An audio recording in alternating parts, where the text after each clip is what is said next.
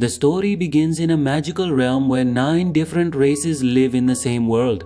Among those races are humans, and among those humans is a boy, a young adventurer named Light. He hopes to lift his family out of poverty, and so he bids farewell to his village and embarks on a new journey in search of strength and wealth. When he arrives in a big city, he realizes the bitter truth that the people here look down on humans.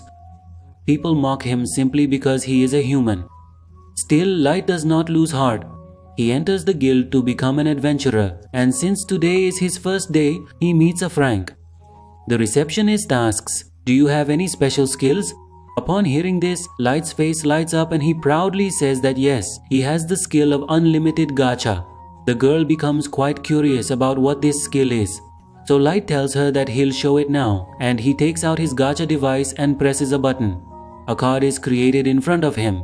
Light excitedly explains that whatever is on this card, he can summon. But his joy vanishes when he sees what his first item is. He laughs awkwardly and says that it probably happened by mistake. Let's try once more. The second time, a rotten apple appears, and the third time, a piece of rotten bread appears. The receptionist loses her patience here and feels that Light's skill is completely useless. She gives him his rank card and tells him to leave without interest. After this, Light confidently goes to take his first quest. But the problem is that he doesn't know how to read because in that world, there are hardly any literate people. The receptionist helps him with this task and chooses some basic jobs for him. Light works the entire day and gets tired, but he earns very little money. Somehow, he manages to cover the cost of a hotel for one night. Yet, he remains quite hopeful. He thinks that if his gacha ever gives something edible, everything will be alright. But then some beast folk thugs run into him. They threaten Light, point out his mistake, and snatch all his coins. Light pleads with them to return his money, or he won't even have a place to sleep. But those thugs don't care. One of them kicks him down and tells him to go sleep in a pigsty, even calling him human garbage. People nearby just watch and do not help. Instead, they all insult him. Just then, a girl comes over and helps Light to his feet. Light becomes very nervous about this and says, "Sorry, I touched you," but the girl says, "I won't do anything to you." Seeing this, everyone is shocked that an elf is touching a human. Light becomes emotional about this. Then more people from various races arrive there. They explain that they are from the Conqueror of Tribes group, which aims to eliminate racism. Their leader asks Light that their group has representatives from every race except humans. "We want to include you in our group." Light is completely shocked upon hearing this, but he accepts their proposal and feels quite emotional at this point. After a while, Light finds himself in a dangerous dungeon with them, named Bays, considered the most dangerous dungeon in the world. Monsters attack there, and his teammates like Sasa and Dragon save his life repeatedly. But they also mock him, saying Light only makes tea. This makes Light feel very guilty about being so weak.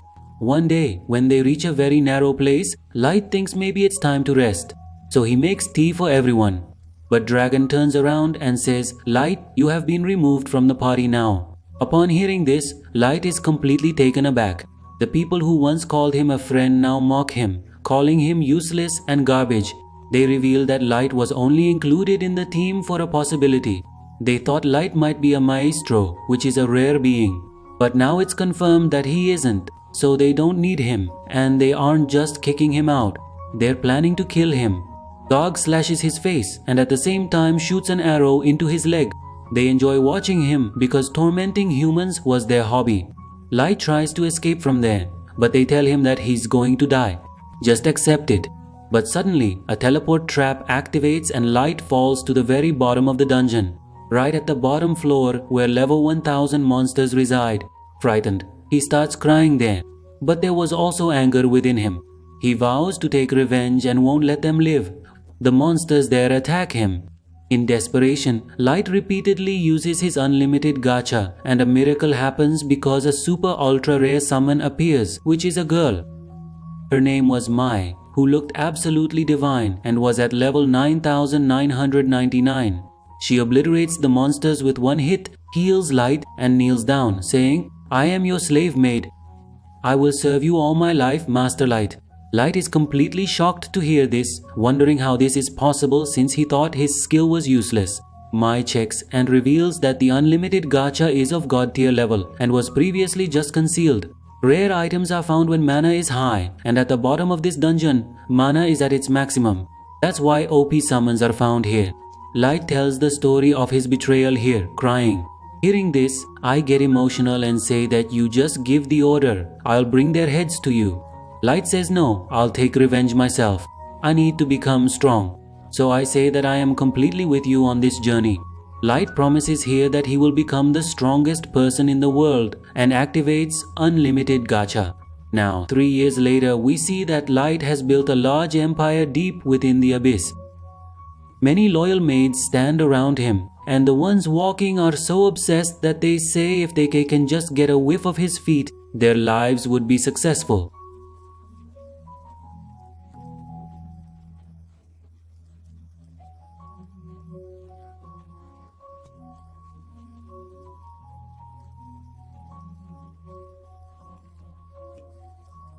Meanwhile, May is irritated by their extreme obsession and asks for permission to discipline them. But Light smiles and says to leave it be. They have their own way of showing loyalty, so he just ignores everything. Then the scene changes and we see how big and developed Light's empire has become. Big cities, busy markets, and thousands of people living peaceful lives. Wherever Light walks, people greet him as Master Light. They offer him their favorite foods. Even those troubled by the lack of resources come to Light and express themselves without fear, knowing their leader is a kind-hearted person. Light assures them that he will speak to the administration to solve their problems. I immediately take the initiative and say that I will personally ensure there is no shortage so that people's trust in the empire remains. Light notices that the population has increased significantly over the last 3 years and he thinks maybe the entire governance system needs reform. After that, he asks about the status of his elite warriors. These are all creatures summoned from level 999 super ultra rare cards. Mei says that all are on their missions. Ayuki is mapping the parameters outside the realm, an area with many monsters. Light is not worried because he knows that nothing is impossible for a genius beast tamer like Yuki. Then Ilya is mentioned here. She is developing new magic forms that align with Light's grand vision. Light thinks he may have put too much pressure on Ilya and sincerely hopes she's not taking excessive stress. Then Nazuma's name comes up, who is on patrol duty inside the castle, and being the expert in close combat, she's Light's best bodyguard. Mei says Nazuma is a bit slow-minded but also the most entertaining. Then Mei gets irritated here because someone is waiting outside Light's room. And it's none other than Jack, who is a level 77,077 warrior. Mei scolds him, saying casual behavior isn't appropriate in front of Master Light, but Light says to leave it be. Jack is like an elder brother to him. Light and Jack go outside for training, and Light is going to train very seriously today. He immediately delivers a lightning-fast punch to Jack's stomach. Jack slightly moves but laughs and says that's why they call me the Iron-Blooded Barricade. If it were anyone else here, Light's punch would have blown them away. But Jack was solid like a mountain. During training, we see Nazuma patrolling in the castle. She proudly states that Master Light himself has given her this critical mission. Other mates praise her, and Nazuma seems quite happy with this. Then some mates tell her to check the restricted zone once, and that zone is none other than Light's bedroom. Nazuma says she's just going for an inspection. Mei very calmly says that Light's room is already quite secure, but Nazuma says Light isn't here right now, and anyway, what are you doing inside? So Mei says she was just cleaning, and when Nazuma enters the room, she senses something strange. The bed is quite messy. I calmly say that it's part of my special bed making technique. Nazuma is impressed without any doubt and says, "Mai, you are truly amazing." Then Nazuma gives her a message, which is a letter from the other mates, in which it is written that she is tired of Mai and wants the right to clean Light's room to be shared equally. Mei reads the letter and says she will handle the situation herself and gives Nazuma a tip. Happy with this, Nazuma immediately goes to the market and buys milk and pancake sandwiches with her reward. While she is enjoying her snacks, she meets Ayuki inside the castle. Nazuma asks her, "You went to explore the forest. How did you come back so quickly?" Ayuki replies with her usual cat-like meow, and Nazuma doesn't understand anything. She keeps making random guesses whether you need help cutting trees or if you found a monster. But Ayuki just keeps meowing. Finally, out of frustration, Ayuki says in a normal tone that the mission is complete. No threat was found, and she just came back to deliver the map. Inside the castle, Nazume completes her patrol and hides by sitting on Light's throne. She thinks about how cool Light looks when he sits here, but her dream shatters when she accidentally breaks an angle wing of the throne. In panic, she sticks the broken piece and runs away from there. Over in the training area, Light and Jack finish their training, and Jack says that Light has turned his body into an ultimate weapon. So Light says that this is all the result of your training. Jack says that now there are very few people who can face Light. It means there would be even fewer in the surface world. But he reminds Light that there are still powerful enemies left in the world. Light takes this seriously and thinks that he'll never be careless. My revenge isn't over yet. On the other side, May calls everyone for a meeting. Everyone pretends they know nothing. May reads the entire letter in front of them. Everyone gets nervous and starts saying sorry together. Someone says they were just trying to help, while someone else says their intentions weren't wrong. But May ignores their excuses and says now there will be punishment. Everyone has to clean the throne chamber corridor manually without using any magic. Meanwhile, Nazume looks at a fancy weapon in the market and says she wishes she had money. Just then, Ilya arrives and says, "Weren't you here to buy sweets?" Nazume says no, she was just looking at these battle gloves. Ilya says it's a bit difficult to stay as a broker.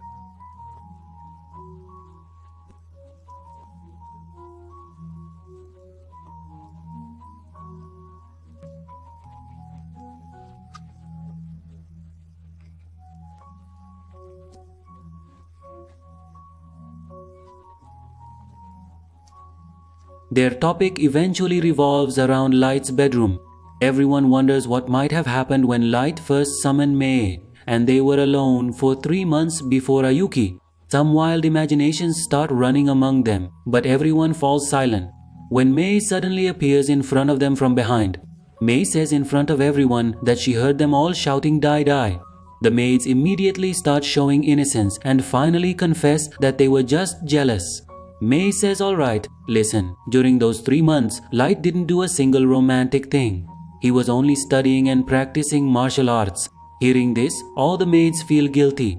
Here, May also says that she was thinking of reducing their workload a bit, but now she feels she was being too weak and their punishment will be to clean the throne room manually. That too without magic. As soon as she starts cleaning, the broken angel wing falls again. Meanwhile, Nazume is relaxing in her room, feeling a bit sad that she couldn't see Light today. She wishes from her heart that Light would send her to the surface world so she can finish off everyone who betrayed her, and she falls asleep thinking this. The next morning, Light comes out of the castle and sees Ilya and Nazume arguing again. Nazume beams with joy upon seeing Light. Light behaves like a cat with Ayuki in his usual manner, and everyone else gets jealous. Just then, an old enemy appears again. This was the same hellhound Light saw in Bias for the first time. For a moment, old fear awakens inside Light, but now he has powerful warriors. Nazume, Ilya and Ayuki all get ready to kill that creature. But Light stops them and says everything is fine. Then he apologizes to the beast and says that it scared him. And then Light says that she has returned and her mission was successful. Everyone understands that the time has come to start phase 2 of their revenge. Light says now is the time to complete my revenge, and the scene shifts to the city of wolves where Light's target, Garu, is roaming around as a hero among the people. People praise him, but he has no idea that Light's revenge is coming his way. Everyone is showering him with praises, and Garu is enjoying their compliments without any shame. He walks around in style like a celebrity and tells everyone to clear the way as a legend is coming.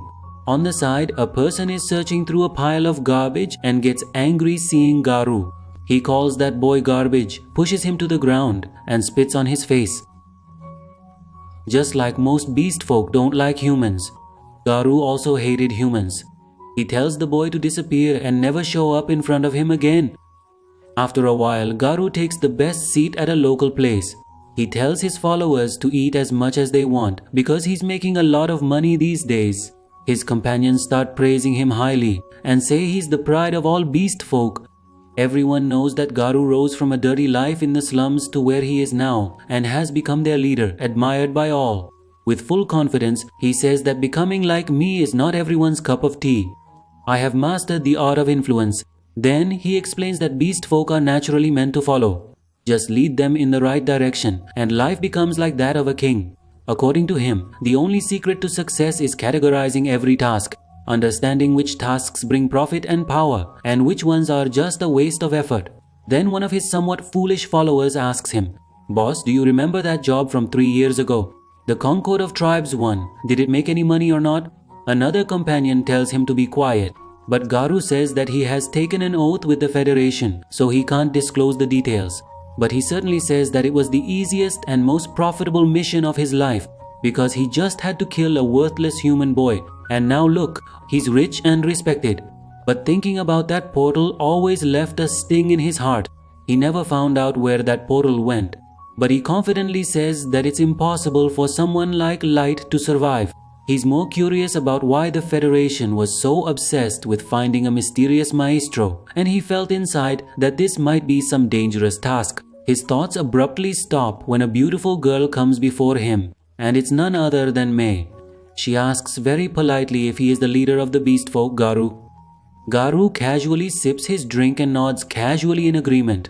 May lies, saying she was the maid of Master Light from a noble bloodline.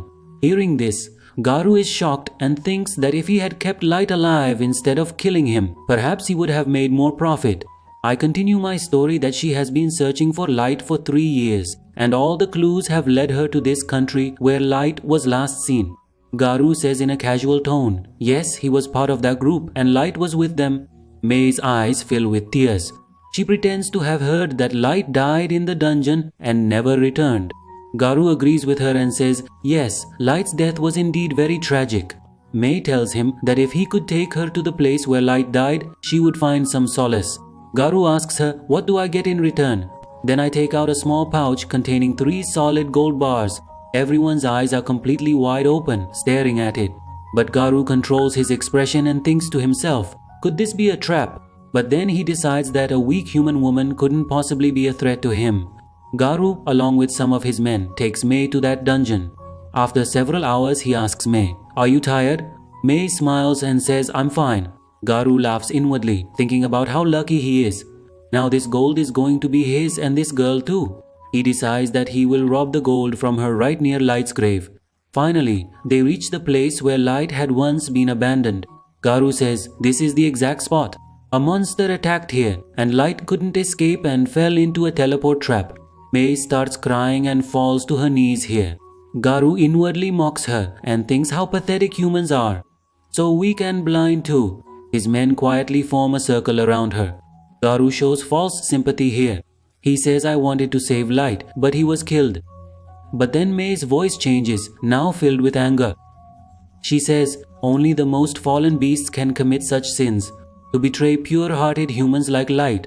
Her voice echoes against the stones there, and there's regret in her eyes, thinking if only she had become his maid earlier, he would never have fallen victim, nor would he have had an arrow in his leg, nor would he have been beaten half dead. Hearing this makes Garu's heart tremble. He immediately jumps back and cannot comprehend how this girl knows such specific details. His men are confused, but Garu realizes that this is not a normal human. This information was only known to the top people in the Federation or Concord. He says, who are you and who do you work for? Are you a spy for a rival tribe? May smiles and says, I don't work for anyone. I only serve Light, and now you will face his punishment. Energy emanates from her body that enrages Garu to his core. Here Garu tells himself that she's just a human, weak, completely worthless, only good to be used. But as soon as he looks into May's eyes, a voice inside him tells him that if he fights her, he'll be killed. And just as May is about to attack, a voice echoes telling May to stop, saying, I'll handle it myself. You cannot defeat me, and I don't care at all how you survived that day. But now I will kill you myself. Light tells him, wouldn't you want to know who May is or how powerful she is? Garu says arrogantly, I don't care. No matter what, humans can never match the beast war. All my people are above level 130. We will finish both of you in seconds, and as soon as he gives the signal, his two companions attack Light. But in the blink of an eye, May comes in front of them, and their heads separate from their shoulders. Their bodies fall to the ground, and May says that anyone who wants to kill Light will not survive. Light tells May to step back and block the exit. I'll handle the rest. Garu's men start to panic. They don't understand what happened. Garu tries to reassure them and says that it's all just a trick and these are all illusions. Light looks him in the eye and says, "Do you still believe humans are weak? Have you ever thought that maybe humans could be the most powerful race?" Garu laughs again and shows his level, but Light says that level is just a number. Real strength is something else. Garu roars in anger and attacks with all his people together, but Light doesn't even move. The next moment he moves, dodges every attack smoothly and perfectly like a mirror reflection, and knocks them all down to the ground one by one, where they lie defeated. Light comes to Garu and asks, "Do you still think humans are weak?" Garu rises again. Clenching his anger, he pulls a glowing crystal from his pocket and smashes it on the ground, summoning a very large level 500 wolf. Light looks on calmly and says, "Is that it?" Garu thinks Light is in shock and says, "Now start begging." So Light says, "Attack. I will stand right here." Garu's beast releases a massive blast that shakes the entire dungeon. Dust flies, and for a few seconds nothing can be seen. But when everything clears, Light stands there. Not a scratch is on his body. Light smiles and says, "After such a big attack, what have you achieved?" Garu's people start to tremble when they see this. So Light says, "Now it's my turn." He pulls out a card from his coat and says, "Level 9000 ultra rare card, Prime Wolf Divinity." And a divine wolf is summoned behind him, shining brightly and fearsome. Light says, "Eliminate Garu's beast." And the wolf takes a gentle breath, and its divine breath causes Garu's level 500 monster to freeze and shatter into glass fragments. At this point, Garu's mind just shuts down. He cannot believe that his beast was defeated so easily. Light says here that if I wanted, I could crush it myself in seconds. Then he reveals his status as level 9999. Seeing this, Garu's whole body starts trembling. He says that this can't be possible. Humans can't go above level 100. And if you're the same Light we killed, then you should be old by now. Light says, "I wear an age ring, so I can always remember the day I was betrayed." Now Garu realizes that his end has come. He falls down and begs, "Please let me go. It wasn't my fault. The Federation forced me, and I didn't want to do anything to you." His people glare at him, seeing that the same man who was calling himself a king till morning is now begging for his life. Light asks him, "What is this maestro? Why is the government so crazy about finding him?" So Garu says, "I don't know. All I know is that maestro is a human." Light asks, "Then why was the order given to kill me?" Garu says, "I don't know. We were just following orders." Light looks at his companions and asks if anyone knows anything about it. Everyone here lies and says yes, they know. But May's eyes glow and she sees through their lies and kills them all in just 1 second. She says that whoever lies in front of Light will die by my hands. Light asks Garu, "What do you think? If I start a war on the surface, is there anyone who could stop me?" Garu says, "Your power is beyond my comprehension. You could destroy the entire nation. But if all the nations come together and unleash their advanced weapons, perhaps you might face difficulty because you won't be able to fight them for just 1 minute." Light smiles here and says, "Let me show you something." He waves his hand and casts a teleportation spell, bringing everyone into his throne room in 1 second. Seeing all this, Garu's mind is shaken.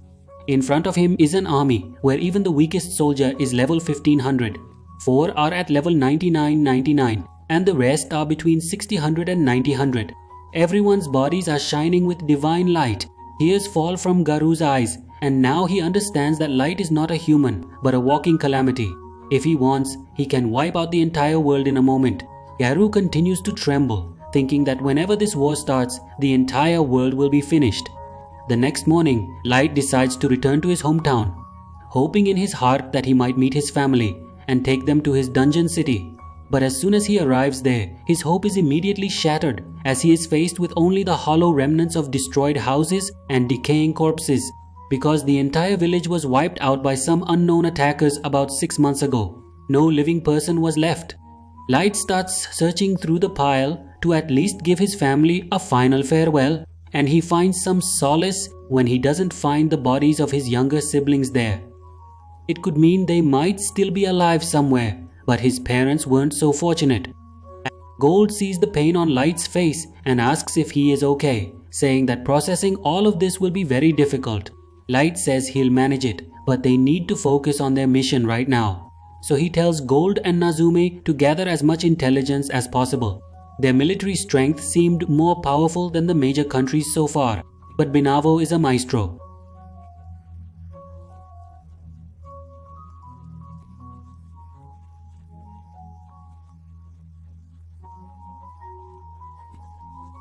Now his mission was to understand what a maestro is and why so much blood was shed for that title. If all of this was the result of power-hungry people's influence and politics, then he would burn the world to ashes and force them to face the consequences of their actions. Gold understands Light's anger but warns him to keep his aura in check because his energy was so strong that ordinary people died as soon as they approached him. Light apologizes and wears an item called Fool's Mask, which suppresses both his energy and identity. After that, he goes to his parents' graves and apologizes for not being able to save them. Then he sets off towards a city called Dugas with Gold and Nazumi. On the way, Nazume curiously asks what they are going to do once they reach the city. Gold reminds her that in the surface world, they don't directly call their lord by name. And Light explains that to avoid the people of Concord, he will now use a fake name, which will be Dark. Nazume understands and nods her head in agreement. Light tells her that after reaching Dugas, he will register as an adventurer and gradually increase his rank to collect important information from the guild's upper circle. After a while, Nazume sees Dugas city from afar. Light says that flying directly inside might seem suspicious, so they land in the forest and decide to travel the rest of the way on foot. But Gold's shiny armor still seemed different from them. While passing through the forest, they see a scene where some fearsome bandits are attacking a human merchant. Light and his companions could have quietly slipped away, but Gold's armor was shining so brightly that the enemies spotted them.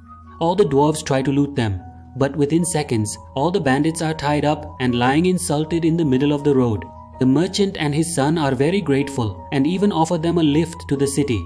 During the journey, the boy continuously praises Gold for how easily he defeated the dwarf. His father guesses that they might be part of some famous adventure team, but Light says they haven't even registered yet. The merchant says that if they seriously want to become adventurers, Dugas is the perfect place because it has the largest guild in the region and humans live in large numbers despite being settled at the border of elf, dwarf and human territories. He also mentions that he has a hotel run by humans and if they wish, they can stay there. Upon reaching the city gate, Light says they will get off here. For Gold and Nazume, this is their first time coming to a surface city. They immediately notice that there are weapon and armor shops everywhere.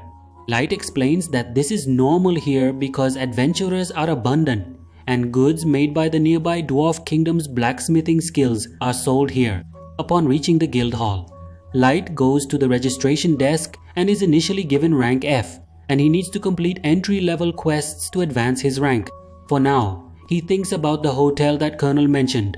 Colonel is surprised to see them and asks how he can help them. So Light says he wants to rent the entire top floor of the hotel and no one should be allowed to come there. Then he places a heavy gold coin bag on the counter. Colonel was completely surprised to see this. Light says that if needed, he'll give more, but Colonel refuses, saying it's already too much. When Light insists, Colonel finally agrees. After a while, when the room is ready, Light and his companions go inside and activate a perception blocking spell card so they cannot be seen or heard. Light finally relaxes and sits down. Nazume says that she understands Light is quite powerful, but staying on the surface could be dangerous for him. Her suggestion is that Light should go back to Dungeon City and let them handle the rest. This comment really hurts Light. He feels as if Nazume is saying he can't take his revenge himself. His anger bursts out and Nazume immediately falls and apologizes. Gold handles the situation with a light laugh and says that Nazume didn't understand what revenge means. He says that Light wants to take his revenge with his own hands and it's a noble deed. Upon hearing about the gold, Light returns to his senses and apologizes to Nazume. Nazume also insists that it was her mistake and she wants to pledge her loyalty once again. Light refuses, but she insists. Then she lifts his feet and kisses them with her lips. This gesture is considered the highest form of respect for someone superior in this world. Light always found this ritual uncomfortable because his subordinates had done it before. Gold jokingly says that it's a bit strange, especially since Nazume was enjoying the ritual. The next day, they proceed towards the dungeon while passing outside Tree City. Gold's armor is shining, people are staring at Nazume's beauty, and Light looks mysterious because of his mask. At the dungeon entrance, they encounter a long line. There, Gold notices that there are no elves. Light explains that there is a territorial dispute between elves and dwarves, which is why neither is seen here.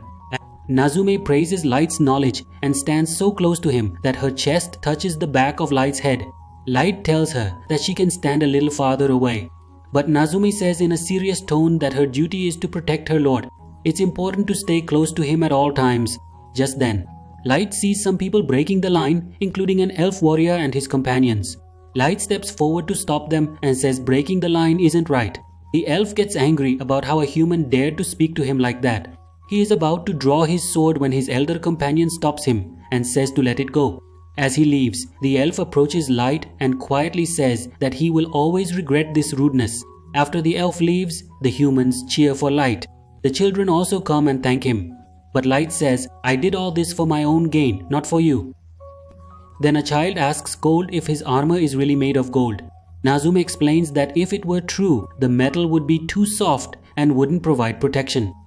Gold jokingly says yes, he wears the armor for show because its shine is a symbol of him being a knight. The children ask Light if this is their first dungeon and Light says yes.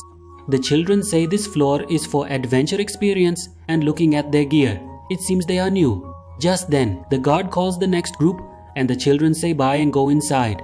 Light thinks that maybe they should have carried fake gear so people wouldn't see them as inexperienced.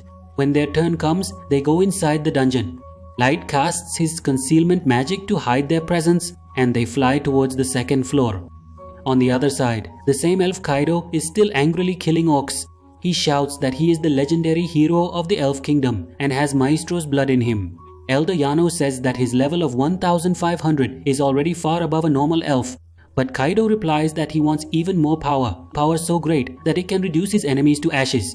On Light's side, his team is now on the third floor and has defeated a huge orc horde. Light says that it's time to head back now. They have shown enough strength as proof. Nazume immediately says she will wash Light's entire body when they return and Light simply ignores her words. As they are about to leave, they meet the children they encountered earlier.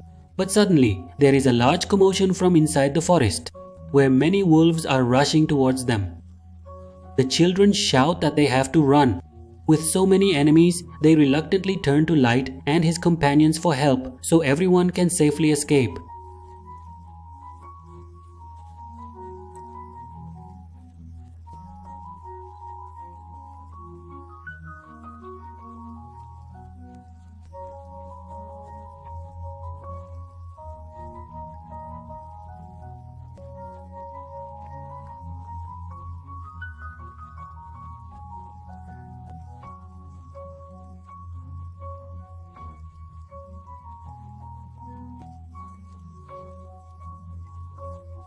But when Light hears that everyone is planning to run, he casually says that if they all flee, then there shouldn't be any problem if he kills it.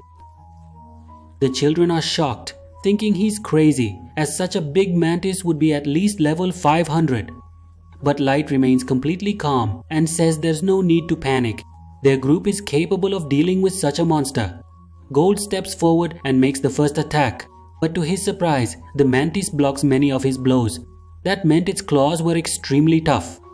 Then Light steps forward and fires a blazing arrow directly at the mantis, but the creature reflects the arrow and throws it back at him.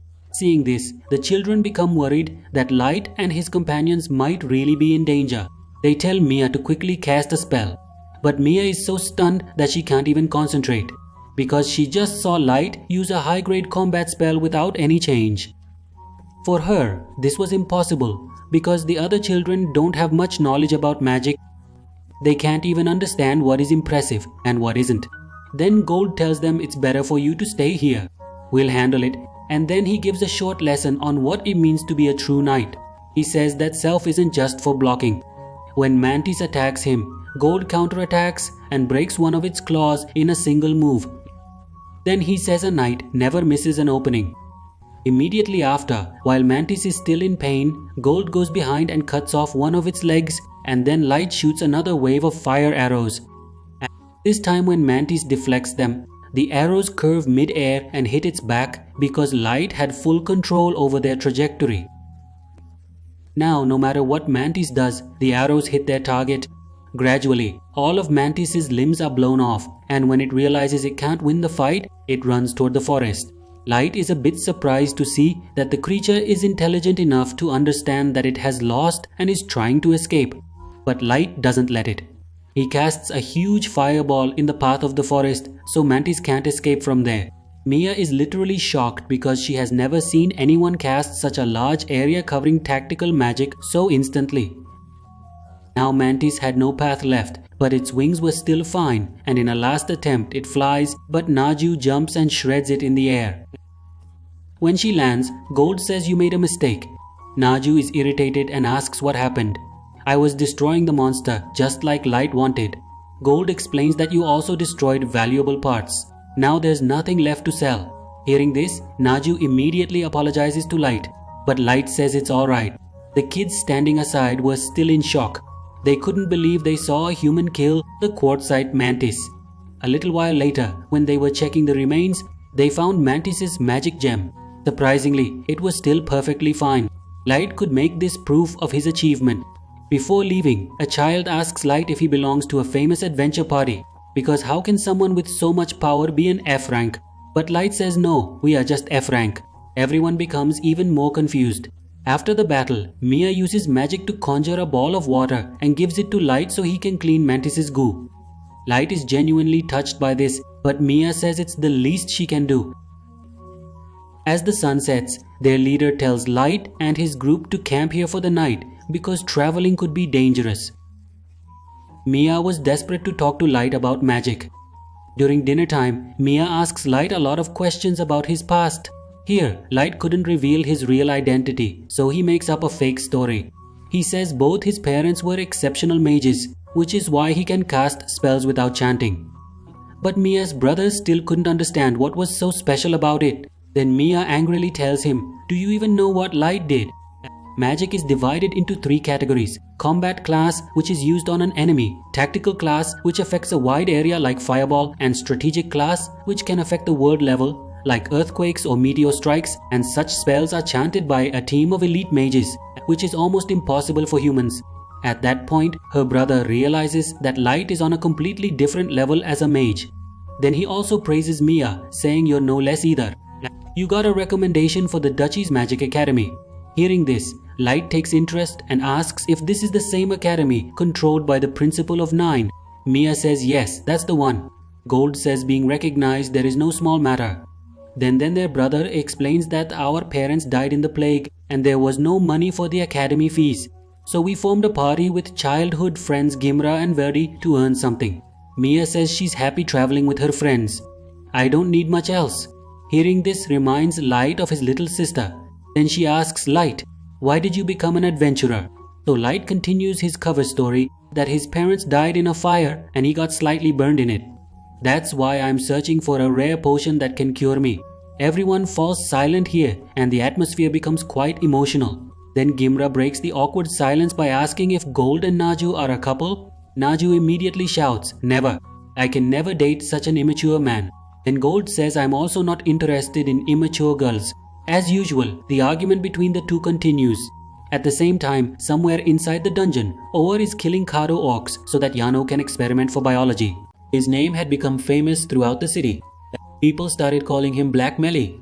The guild receptionists who used to ignore him were now talking to him with respect. Light is happy seeing all this because it was all part of his plan.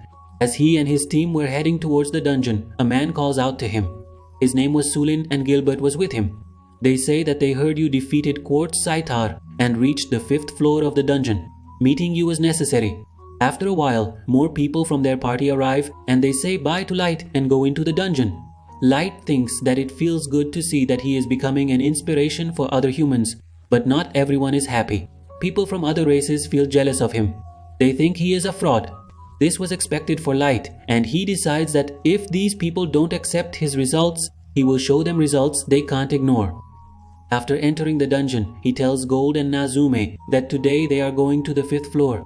Upon reaching there, he sees the same kids he met before. Mia is very happy to see him and says that she made something for him. She gives a small container containing ointment.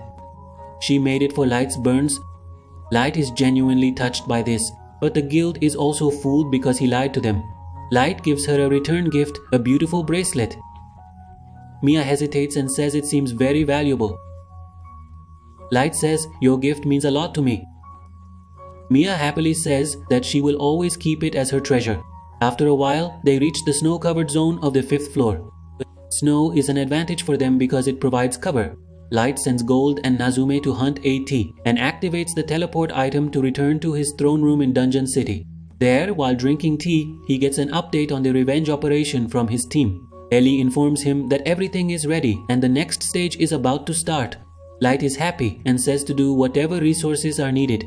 Then he instructs to handle the matter of Meko Abridged and orders Ayuki to continue forest scouting. Then Mizuna asks what work is there for her. Light thinks that her skill is only useful in monster combat, but putting that aside, he tells her to take guard duty and protect the city. Mizuna feels very proud. She says, "As long as I'm here, no one will be able to touch the city." Light smiles and thinks that soon the day will come when I stand before Sasa, and it will be worth seeing the sadness on her face. Meanwhile, in another corner of the dungeon, Gilbert and Suwine are camping with their party. Suwine goes into the woods for a while, and when he returns, a horrifying scene is before him.